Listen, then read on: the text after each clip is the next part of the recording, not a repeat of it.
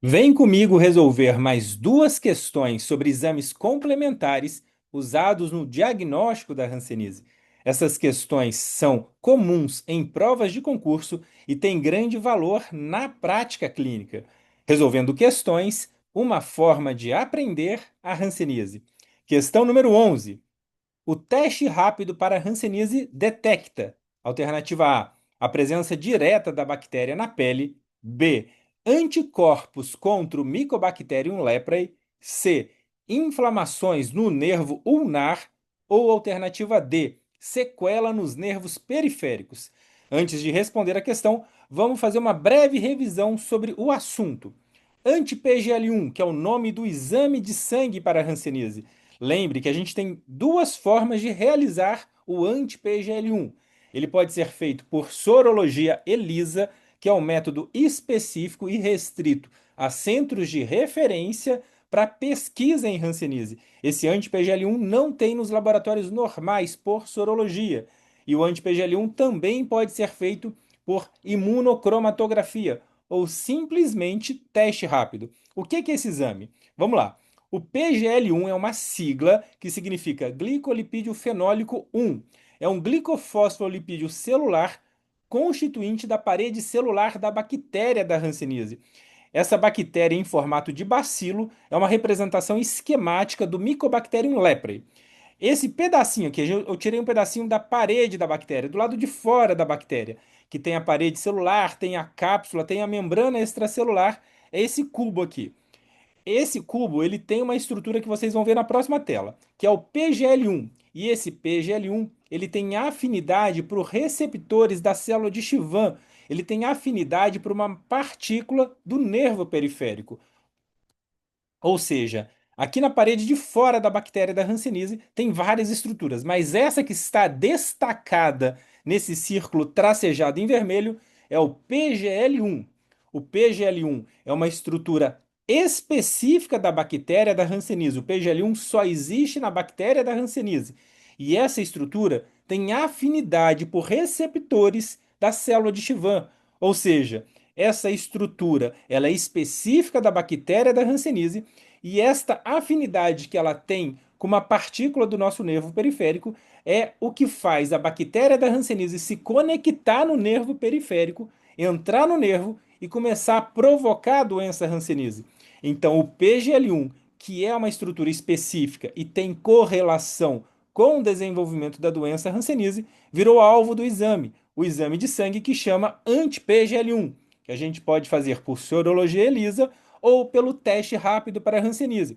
Eu coloquei a marca do teste rápido, que é a BioClean, o nome do teste rápido, que é BioClean Fast ML Flow, também chamado IgM Antimycobacterium leprae, também chamado teste rápido para hanseníase. Tem esse número de registro na Anvisa e o único laboratório até o momento que detém a marca do teste rápido para hanseníase, é o único teste rápido para hanseníase no mundo, é a BioClean. Eu falo isso só para identificar, para vocês conhecerem, mas eu declaro não ter nenhum conflito de interesse com a indústria. Isso conforme rege as normas do Código de Ética Médica, do Conselho Federal de Medicina e da Agência Nacional de Saúde, da ANS. Eu não tenho nenhum conflito de interesse, apesar de falar que o nome da marca. Eu não estou divulgando, eu estou informando vocês que é o único teste rápido para hanseníase que existe no mundo. E aqui está um exemplo do teste rápido para hanseníase positivo. Esse aqui é um simples dispositivo plástico. Esse dispositivo ele tem aqui um fosso, né? Um poço, que é onde que eu coloco o sangue e o reagente. Essa mistura do sangue com o reagente vai correr nesta canaleta. Primeiro, vai formar essa linha vermelha forte na letra C, que é o controle. Esta linha vermelha tem que ser formada para o teste ser válido. E aí, se formar uma linha aqui no T, ó, T teste, no T aqui, se aparecer uma linha, por mais discreta que ela seja, o teste é positivo. Ou seja, se o teste for positivo, detectou naquela amostra de sangue anticorpos contra o PGL1. E o que que isso significa? O teste rápido para Hanseníase é um teste para detecção de anticorpos da classe IgM, que é uma classe aguda, específicas contra uma estrutura da bactéria da Hanseníase.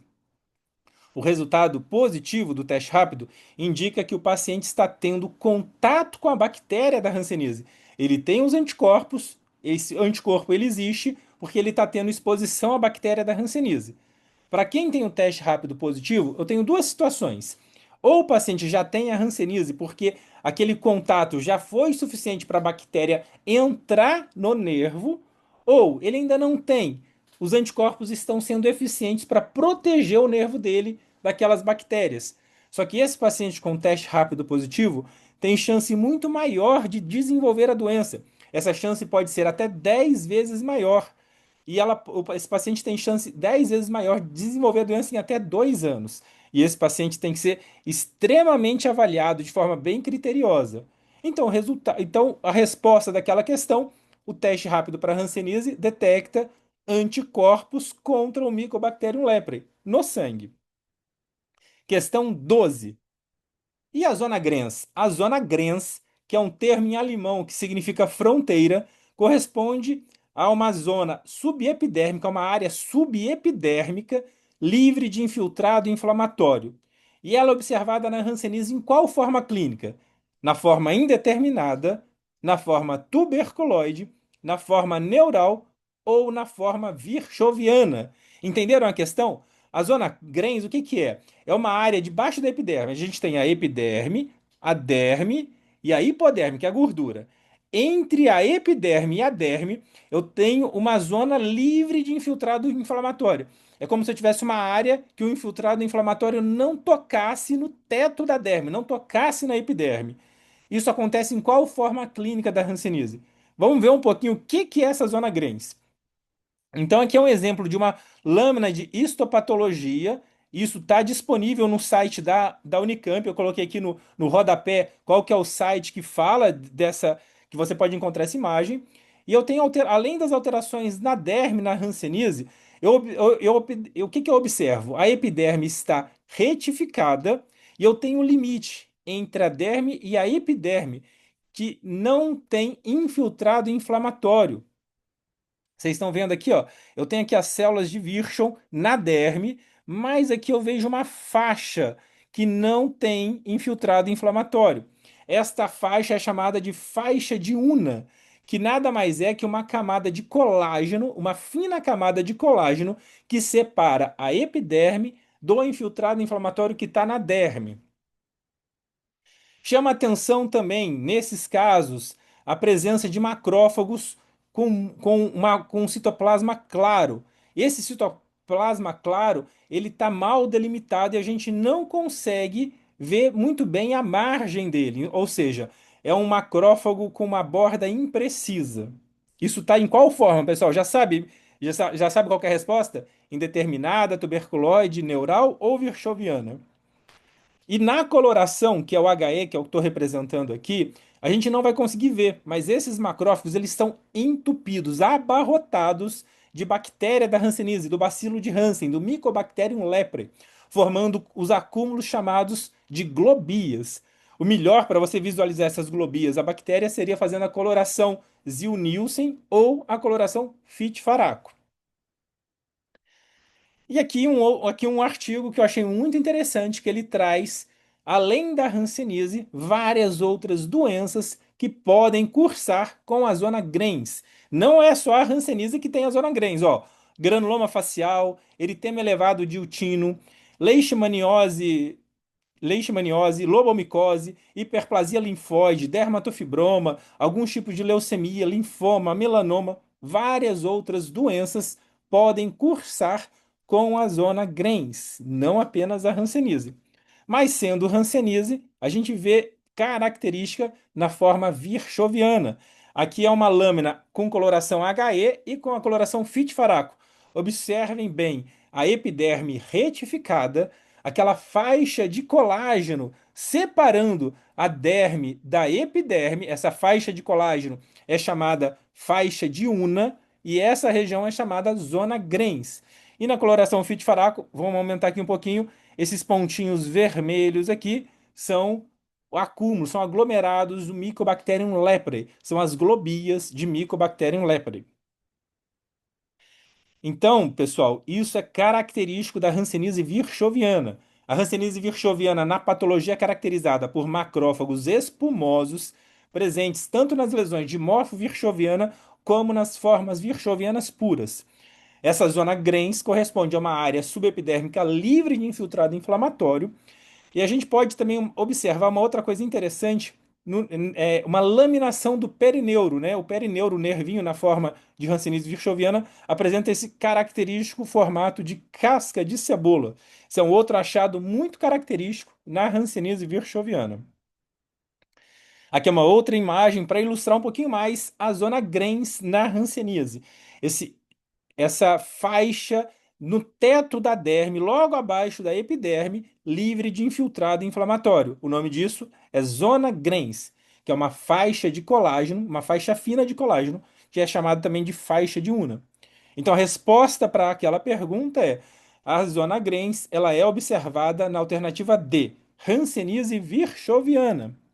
Como considerações para essas duas questões, eu deixei aqui um pouquinho de consideração da pergunta anterior, do vídeo anterior, só para despertar quem não assistiu para ir lá assistir. Existem várias causas para Madarose e a hanseníase é uma delas. Esta consideração é do vídeo anterior, foi só para despertar a curiosidade. Quem não assistiu, vai lá assistir. Na hanseníase, a Madarose pode ser distal ou proximal. Vai lá assistir o outro vídeo, ficou muito bacana. A Madarose ela tem incidência aumentada com a duração da doença. Eu fiz um vídeo falando só sobre Madarose na hanseníase, ficou bem bacana.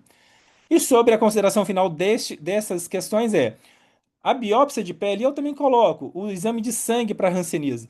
Ele não deve ser considerado como padrão ouro para o diagnóstico da doença, porque ele pode não ser conclusivo. É sempre importante, quando a gente for avaliar um exame complementar, a gente avaliar a sua disponibilidade e ele ser considerado como uma peça do quebra-cabeça. O quebra-cabeça é todo o diagnóstico da hanseníase. Eu tenho que saber montar aquelas peças. Uma história clínica bem detalhada, um exame físico dermatoneurológico bem criterioso e, se tiver disponível, o teste rápido para hanseníase, um ultrassom de nervos, uma eletroneuromiografia, uma biópsia de pele, a baciloscopia por PCR ou mesmo convencional. E a gente tem uma lista de diversos outros exames complementares que devem ser avaliados de acordo com a sua disponibilidade. E eu finalizo aqui agradecendo e convidando a quem não se inscreveu ainda nas minhas redes sociais, deixar um joinha, deixar um like, se inscreva, assine o tivinho, assine o sininho para você não perder nenhum novo conteúdo. E essa imagem, essa tela representa os dados oficiais da hanseníase e a realidade epidemiológica. Esses dois mapas são totalmente diferentes. Qual que é a questão aqui?